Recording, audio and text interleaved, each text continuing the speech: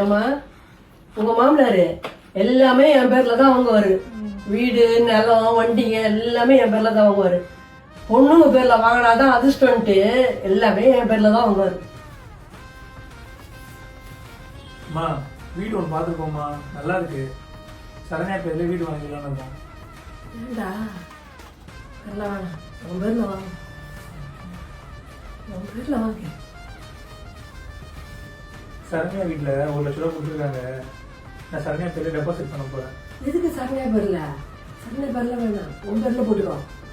எதுக்கு என் பேர்ல? உன் பேர்ல போடு, நீ போட்டு போ. அம்மா நான் ஒரு கார் பார்த்துன்னு சொல்லியிருந்தேன்ல, அது இப்போ சரண்யா பேர்ல ரெஜிஸ்டர் பண்ணியாச்சுமா. ஏன்பா சரண்யா பேர்ல பண்ண? அதுவும் ஓட்ட போகுது, நீ தானே ஓட்ட போற. உன் பேர்ல பண்ணிக்கப்பா. விடுங்க, இப்போ யார் பேர்ல பண்ணா என்ன?